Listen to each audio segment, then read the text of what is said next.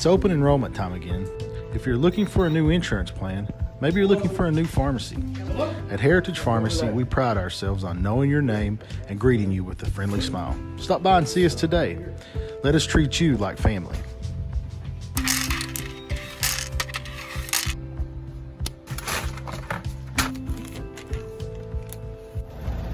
Hi, Jason. How are you? I'm good. How are you today? There you go. Thank you.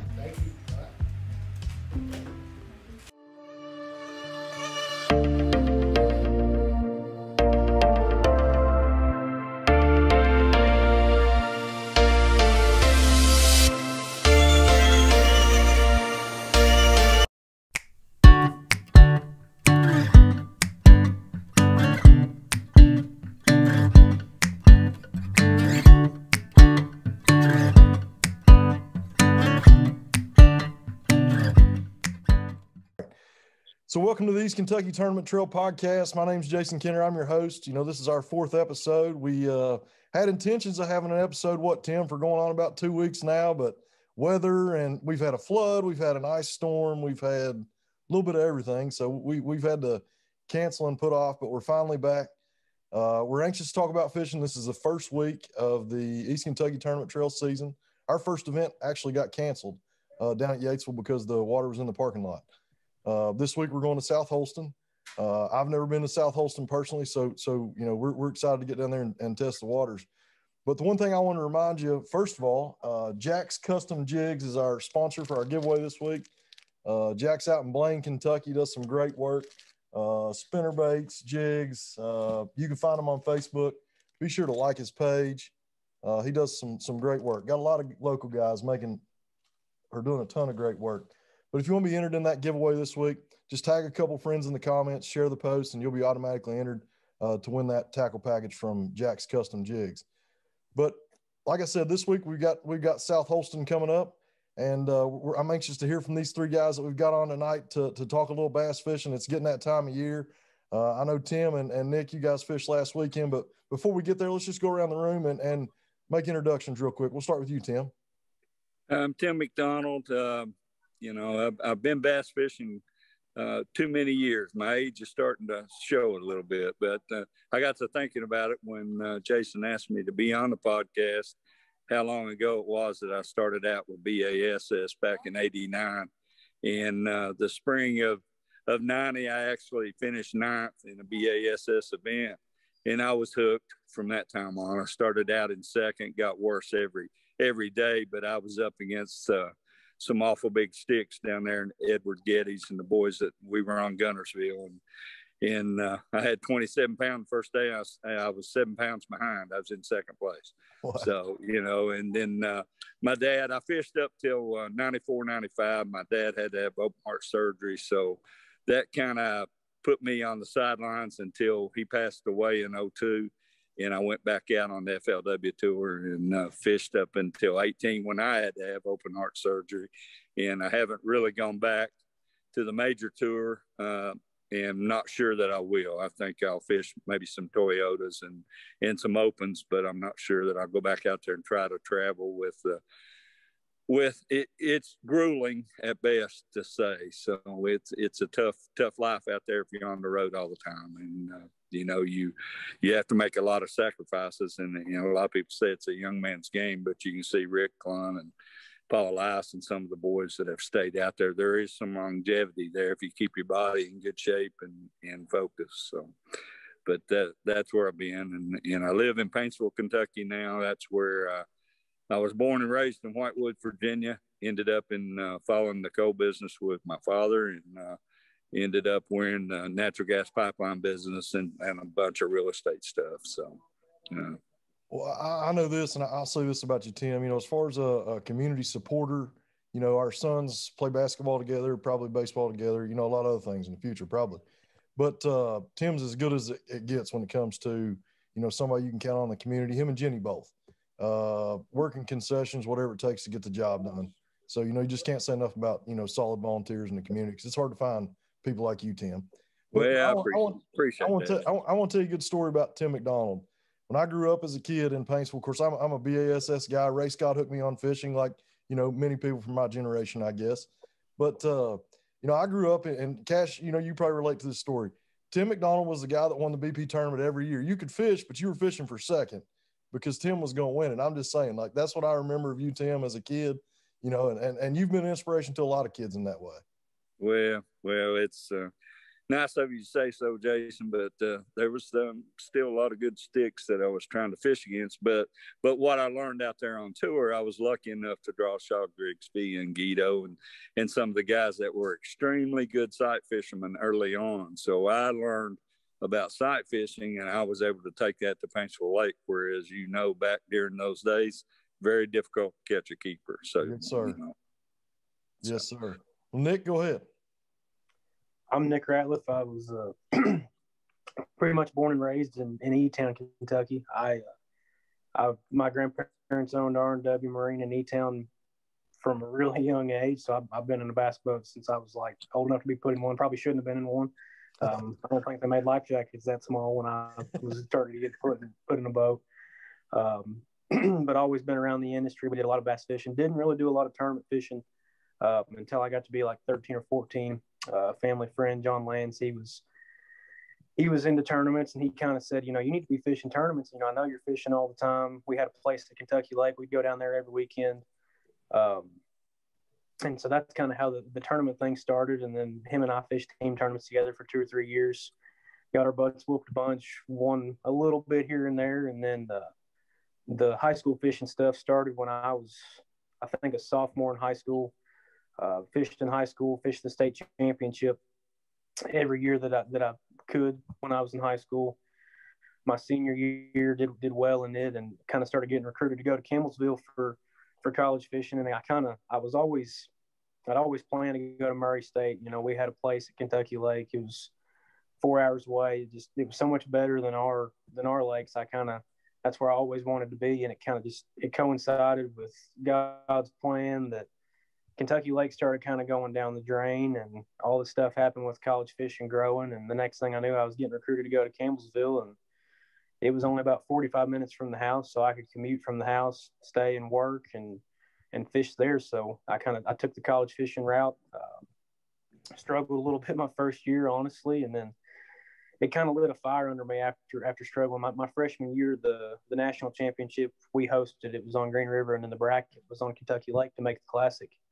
And man, watching that go down on 2 places that I'd grown up fishing absolutely just ate me alive. Mm-hmm. And I said, this is what I want to do. It's what I've always wanted to do. But if I'm going to do it, I'm going to have to get way better. And from that point, I pretty much just devoted every single second I could be on the water. Not that I already wasn't before, but it kind of kicked it into overdrive for me. And, my junior year of college, I actually made it to the national championship for the second time. Made it to the final day. We caught a big bag the final day. Got second. Ended up making the classic bracket. Went to Milford Lake in Kansas. Qualified for the Bassmasters Classic. Fished that in 2019. Fished all the opens in 2019, and then since then I graduated college in 19. Been kicking around the house, fishing some Toyota Series, getting back in the opens this year, BFLs, local stuff. I work at Anglers Outpost in Louisville selling boats, and that's it affords me some time. They let me off 1 or 2 days a week to fish because Anthony Roy is our owner, Bradley Roy is his son, so they kind of know that what I want to do and where I want to go with it. So it's it's a lot of fun. That's me, and that's what I've always done. So well, I gotta give you a ton of credit, Nick, because like for me, like I said, Ray Scott's who hooked me on bass fishing. The Bassmasters Classic is it for me. Like, one day as a kid, that was the dream, was to fish in the Bassmasters Classic. So you've already accomplished that, and you're a lot younger than me. So I'm just saying that's pretty daggone cool. Yeah, it was, man, the experience. The fishing part of it, it was all great. But, we were at Thompson Bowling. It was in Knoxville, and that second day when I got on the stage, I weighed in late. I mean, I didn't have much, but you don't really pay attention to who's in there when you're going in. You're just kind of blinded by the lights. When you get on stage, you can kind of see how many people are in there, and it was like, dang. It floors you. So. Yeah. Well, our last guy, he's not shy about being under the lights. He's used to that role. Me and Kash go way back. He, believe it or not, played high school quarterback for me back in the day. Made my job easy, but nonetheless, my guy Kash Daniel. Introduce yourself, Kash. What's going on, guys? My name is Kash Daniel. As Coach said, me and him go way back. So I'm from Paintsville, Kentucky. I actually fished against Tim a couple times growing up as a kid out there with my dad. So I know all about Mr. Tim there and what he can do with a rod and reel in his hand. That's for sure. I actually met Nick a couple times. Nick's former coach at Campbellsville, now coaches at UK. And I was able to fish with the UK bass team my last semester on campus while I was playing football there. And, to be quite honest with you, that was probably one of the coolest. I only got to fish one tournament, but college fishing, that was probably one of the coolest experiences I ever had, in college, and I played at Bryant-Denny Stadium. I played at the Swamp, all these different cool places. But one of the coolest things that I did was get to meet so many different dudes out on the water, from Bethel, from Murray State, from Campbellsville, from, Tennessee, Alabama, talk to a dude before launch about his lower unit getting ripped off in practice, and he has to fish around the dam. It's just stuff like that. And what made it really cool, even though I blanked, it wasn't my best tournament, but it was fun. But I grew up fishing, there at Paintsville Lake, Dewey Lake, and Yatesville growing up with my dad. My dad was the one that got me into fishing. Dad fished. He fished on the BASS tour back in the mid-'90s for a couple years, and then I was born. And, like Tim said, there's a lot of sacrifices you got to make. And especially back in those days, I remember Dad telling me stories of, how he had to sleep in the truck, and, he's eating Viennese sausages and white bread for dinner, and, got a case of water, and that's it, just to be able to go out there and do something you love. And thankfully, where fishing is heading and where it's been in the past couple of years, it's starting to get to where, it's getting a lot more people able to get into the sport. And so that's one thing that's able to be really cool to see. I'm not saying that it's not still hard to do, but it's become more available. But yeah, like I said, after I was born, and like Tim was talking about sacrifices, Dad, made the sacrifice of giving up on his dream to, come raise me. And the best way I think that he could live on or pass on his dream and passion was to, hand it down to me. And, one of the earliest memories that I have, is fishing with my dad. Like Nick was talking about how, sometimes, it was too young to be in the boat sometimes when he was a kid. And I remember my mom and my dad telling stories about how Dad would take me out and have to change diapers on the boat, so I've always been in the boat out there with Dad. I got baby pictures, me crying, sitting there, Dad holding a 4 or 5 pounder. I'm scared to death of it. And, but, ultimately, it was passed down to me, and I fell in love with it. I love, like Coach was talking about with, Ray Scott, when the weigh-ins and everything. I remember when I was a kid and Dad used to pretend to be Ray Scott. I'd come through there in that motorized little Chevy truck the kids have when they're little kids, and I'd come in there and he'd pretend like it was the weigh-in. I'd pull them out of the truck like I was just pulling out, 2 giants, that just won the tournament. And I come in there and he'd go, Kash Daniel, 5 fish, 17 pounds, 5 ounces, boom. It was absolutely just killing. And it was great. And watching guys like Denny Brower and learning how to flip a jig at a young age, and then being able to be fortunate enough to be able to go to a Bassmasters Classic as a kid. Me and my dad went to the 2004 Classic down there on Lake Wiley, and, got to meet Rick Klun, got to meet Denny Brower, all those cool guys, and, absorb everything that they were talking about even as a young kid, just because I loved fishing, and it stuck with me ever since. And even to when I was in high school and college, we always found time to go get a line wet, because not only does it bring excitement and joy to me, but it's also a great outlet for me. And so and you kind of teed this one up perfect for me, Kash, because that's one of the things that we've tried to be passionate about, with this podcast, is getting young guys into fishing. I teach, and it's crazy how many young guys in our little local school district have started Instagrams and started, social media presence. They're making videos, and I just think that's so cool. Awesome. It's so cool because it's so available now, like everything. You can literally take a video from your phone and edit from your phone and put something out like instantly if you wanted to. Yeah. And then there's so many ways that you can put out content these days that, if you get it in front of people, people are going to like that kind of stuff, especially here in the South, where we live. And that's what I'm trying to do right now. Exactly that's what you're trying to do. It's just something that we love, but at the same time, it's awesome to be able to look at it on video instead of having to have somebody try to believe you about your stories. Well, and I think there's a lot of people that, like you, Kash, have been an athlete, the majority of their life, right? We put so much in, Tim, our sons are going through this phase right now, and then when they get out of sports, a lot of them don't have a hobby to turn to, like, say, fishing or hunting, like some of us. And I think fishing's a great outlet, like you said, in that way. Absolutely. And the thing about it is I love introducing people to it, especially guys that have never even been. In one of my videos on my YouTube channel is I take Jamin Davis, who is projected to now be a first rounder. I cannot believe I'm so proud of that kid. Projected to be a first round draft pick in this year's NFL draft. And he'd always talked about wanting to go fishing with me. And so one day we hopped up and made a really cool video, and he had the excitement and the joy that he had from not even just catching fish, but me teaching him how to throw a bait caster in like 5 minutes. So I had to dial the brakes back all the way and then sling a chatterbait out there for him, and he would catch one about every cast. And have him weeks later text me, be like, hey, when we going fishing again? He's hooked now. He's texting me and asking me about, what rods to get, what baits to get, what to throw here. And now that's something that I've passed down to one of my teammates, somebody that I care about. And now he's got an outlet and a way for maybe one day when he has a kid or a son, he got something to do to bond over and pass down to his kids. And to me, that's what it's all about. So Nick, rolling with the college fishing, and even the high school fishing, you said, for me, I graduated in 2000, so I'm a little older, but that stuff wasn't available. And I just think that's so cool. I played college football at Georgetown. I know you're a Campbellsville guy, so I won't hold that against you.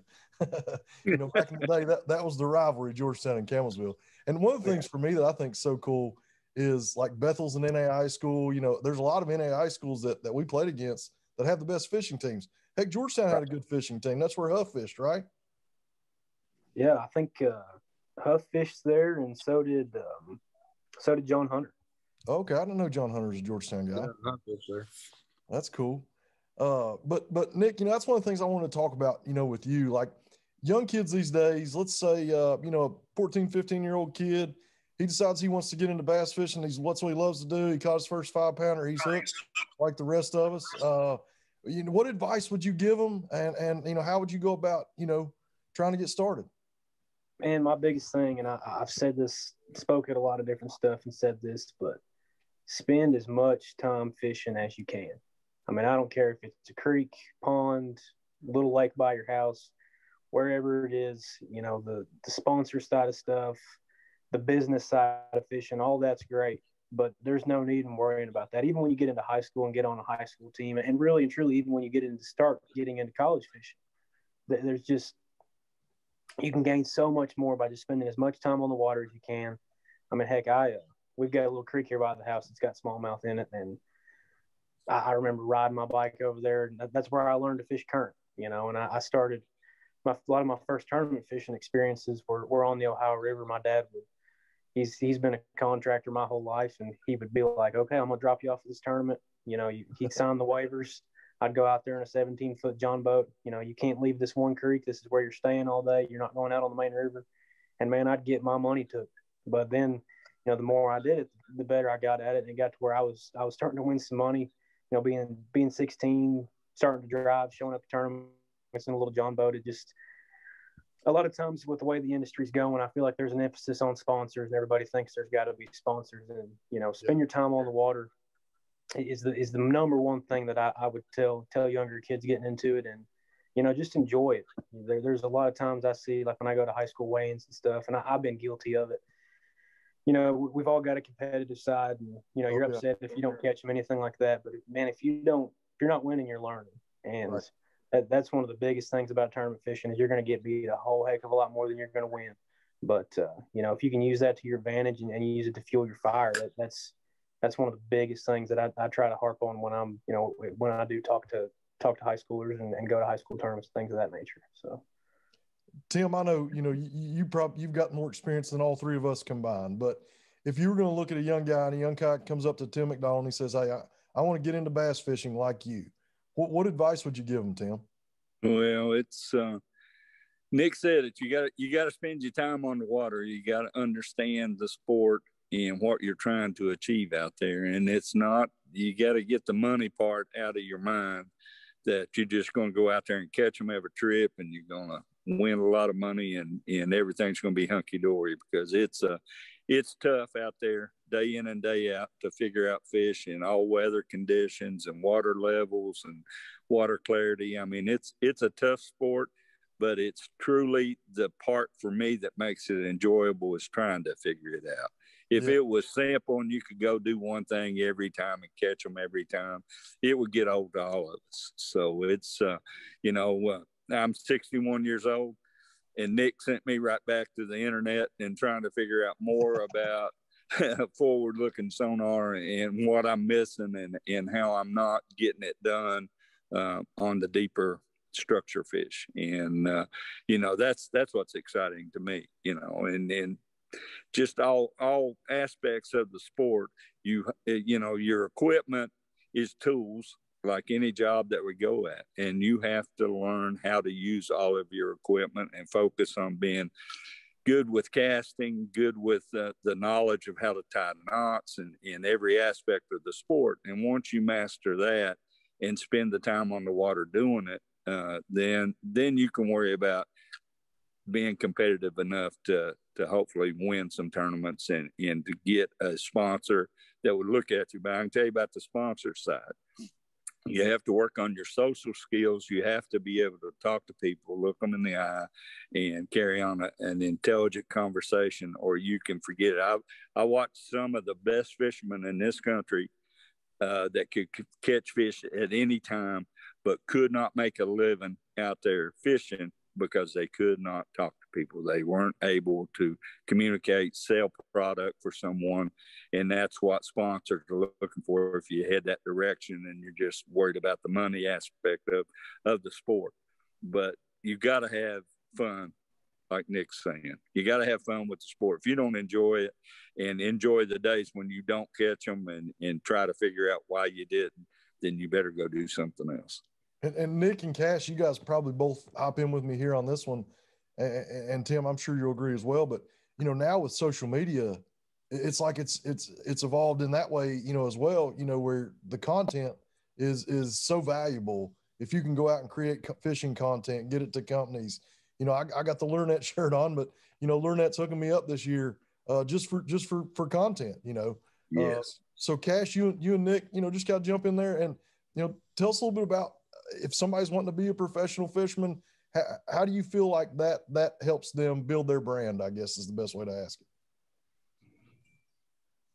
Well, I mean, for me, and I'm probably not the best to speak on this because I'm honestly not great at it. I mean, I have a marketing degree. That's what I went to school for. I sell boats. So I feel like I can gab pretty well. That's what I do. But as far as selling myself in terms of product, I really just, I get so tunnel vision into the fishing side of things that it's a little bit tough for me. But as far as your brand goes, you've got social media, Instagram, Facebook, you've got to operate a page on there. You got to spend a lot of time on there. You really have to post a lot to keep your followers interacted, get new followers. And then, the hot thing right now is everybody wants the inside look of, what happens in the day-to-day tournament life. So everybody's got a YouTube guy that's carrying a bunch of cameras with them and filming them and editing these videos and putting out these well-edited videos, and more power to the guys like Hunter Shryock that were fishing the opens and fishing at that level and doing all that themselves. I don't think I could ever do it. But, a lot of it right now is YouTube based, putting out as much content as they can. And everybody wants to see the reality behind it. They want to see from when you leave the house to going to the gas station, straight to when you get back to the house. And they want to see all parts of your trip. And there's a lot of guys, Jacob Wheeler that have done really, really well in terms of that's what side of the industry is hot right now. So it's, definitely in that respect of it, I would say YouTube's the big thing. 10 years from now, it may be something completely different, but True. For somebody looking at it right now, you definitely build your brand on YouTube. Kash, I know, you're probably the social media guru amongst the four of us. It's something you've always been good at. Kash could talk to anybody about anything, anywhere, anytime. He definitely has the gift of gab. But social media advice, Kash, because you know as well as anybody how important that is to building your brand. Yeah, and I mean, I'll be completely honest with you guys. If I didn't play football, I probably wouldn't have, at least half the following that I have. But everything that I have is thankful to football, especially on the social media. But you're good at it. Don't discount yourself. You're good at it. I'm not, but I'm saying that like it's helped me, and but it's helped me in a way to where I can put out things that I like to do, not what people expect out of me or want to see. I mean, like if you look at my Instagram page now, I'm not a football, so I post hunting, fishing, and working out. That's the three things I like to do. I post my workouts for people that that like to work out, but don't have a plan or anything. I don't have a plan. This is just what I learned to do in college. So I put it out there just because A, I like to do it, and two, if somebody reaches out in their comments says, "Hey man, thanks for this workout," I did my job. I got somebody off the couch and in the weight room. Or if I post a fishing video or a hunt video that say, "Hey man, great content," that made them happy. So I mean that's pretty cool. I mean, even though I'm a, I don't know, man, it's weird. It's weird, coach. But social media is, especially for you, like I lived some of this with him when he went through recruiting and all that in high school, and an athlete gets put on such a pedestal, and it's such a different time in that way. And then, like we were talking about, you graduate football, it's kind of that pedestal changes, Kash had to kind of reinvent himself in that way. So, yeah, but the good thing is I didn't have to find something.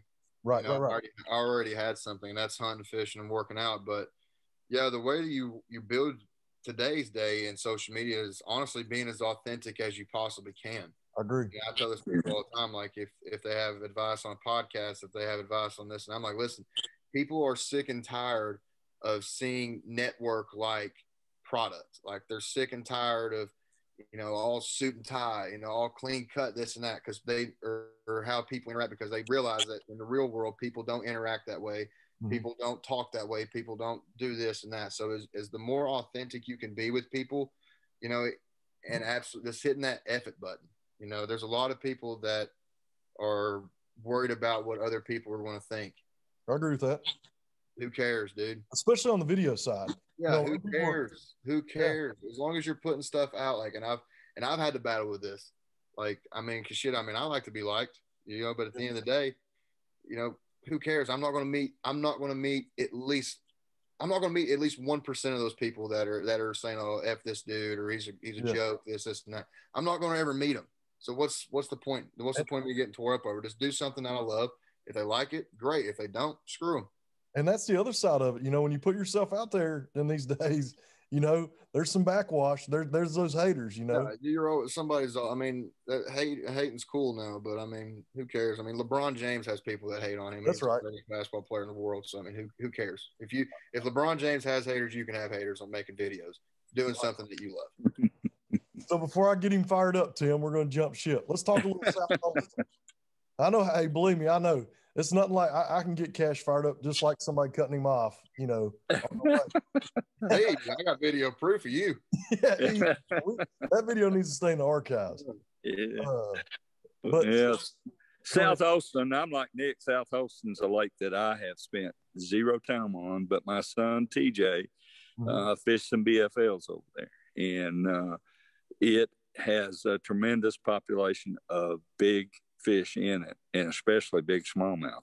And I don't know, the weather seems to be in a warming trend going into the weekend. Exactly where those fish will be positioned and how they'll be relating to structure, I'm not sure, and having not fished it, but my gut feeling is that you'll probably see a lot of big smallmouth caught.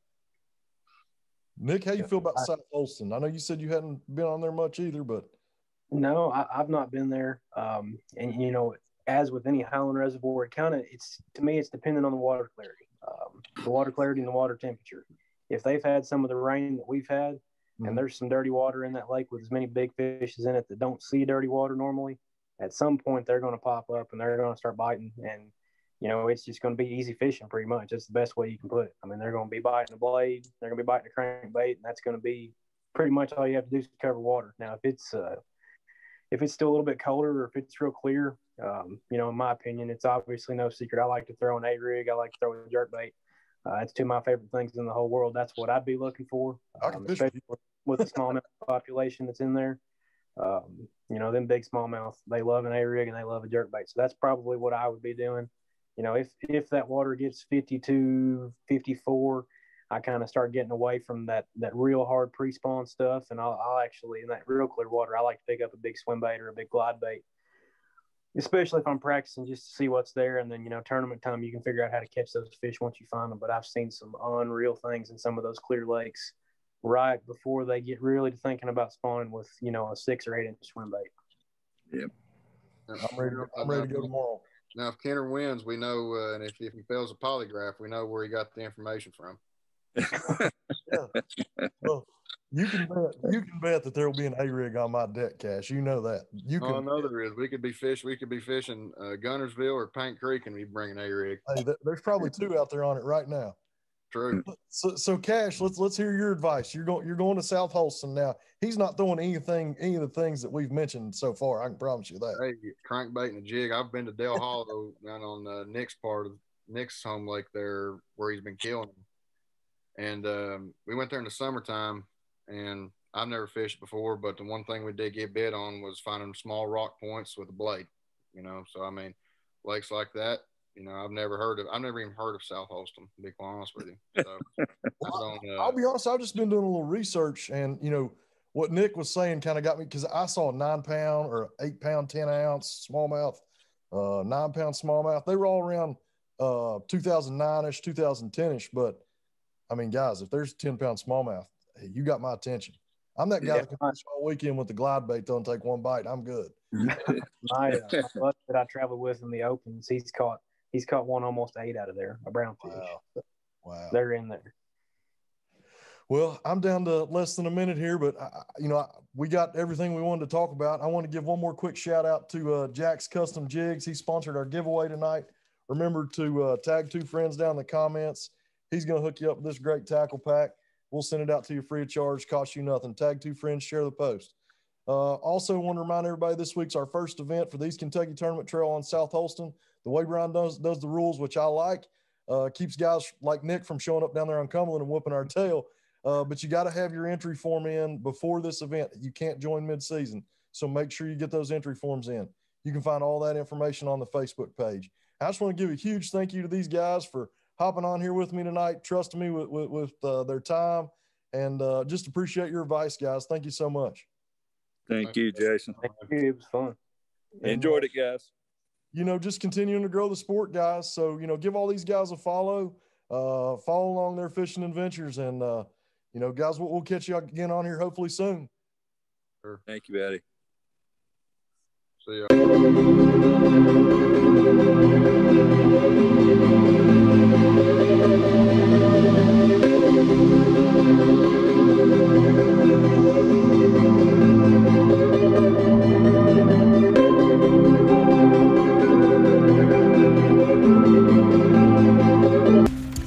Heritage Pharmacy. It's open enrollment time again. If you're looking for a new insurance plan, maybe you're looking for a new pharmacy. At Heritage Pharmacy, we pride ourselves on knowing your name and greeting you with a friendly smile. Stop by and see us today. Let us treat you like family.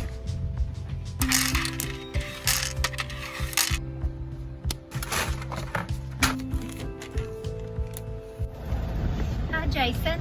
How are you? I'm good. How are you today? There you go. Thank you.